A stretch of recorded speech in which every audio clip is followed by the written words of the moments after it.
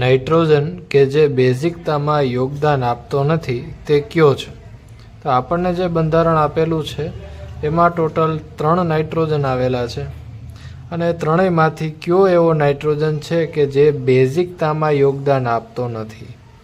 તો નાઇટ્રોજનને બેઝિક ત્યારે કહેવાય છે જ્યારે તે પોતાનું ઇલેક્ટ્રોન યુગ્મ અબંધકારક ઇલેક્ટ્રોન યુગ્મ કોઈને દાન કરતો હોય. નાઇટ્રોજન જ્યારે ઇલેક્ટ્રોન યુગ્મનું દાન કરે ત્યારે એ બંધારણ બેઝિક છે એવું આપણે કહીએ છીએ. તો કયો નાઇટ્રોજન બેઝિકતામાં યોગદાન આપતો નથી? એનો મતલબ એવો થયો કે આ ત્રણમાંથી એક નાઇટ્રોજન એવો છે કે જે પોતાનું ઇલેક્ટ્રોન યુગ્મ એ દાન કરતો નથી અથવા તો કરી શકતો નથી. તો આ પહેલા નંબરનો જે નાઇટ્રોજન જોઈએ તો એ સંસ્પંદનમાં ભાગ લે છે, એની પાસે અબંધકારક ઇલેક્ટ્રોન યુગ્મ છે. ત્રીજા નંબરના નાઇટ્રોજન પાસે પણ છે. ટોટલ 4 નાઇટ્રોજન આવેલા છે અને 7મા નંબર ઉપર પણ છે અને 9 નંબરના નાઇટ્રોજન ઉપર પણ ઇલેક્ટ્રોન યુગ્મ આવેલું છે.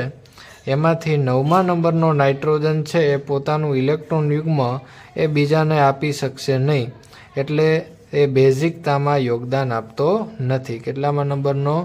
તો કે નાઇટ્રોજન 9 એ પોતાના ઇલેક્ટ્રોન યુગ્મનું દાન કરી શકશે નહીં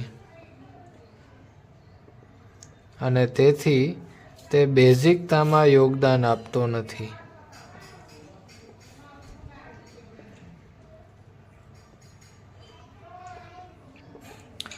શા માટે કોઈને દાન નહીં કરે? કારણ કે જો એ પોતાના ઇલેક્ટ્રોન યુગ્મ દાન કરશે તો આ જે ચક્ર છે એની એરોમેટિસિટી છે એ જતી રહેશે.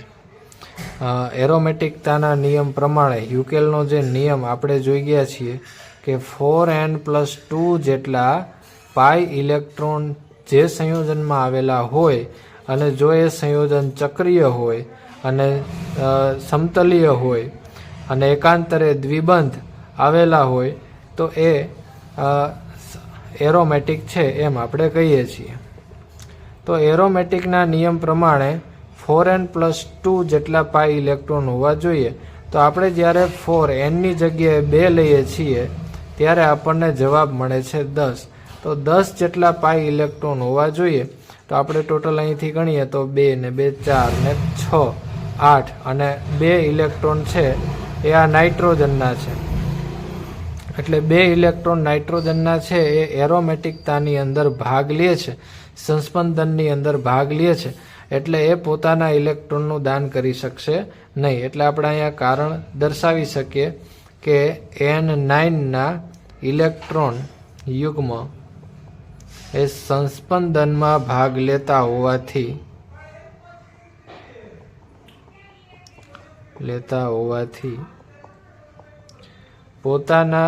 પોતાનું ઇલેક્ટ્રોન યુગ્મ ગુમાવશે નહીં.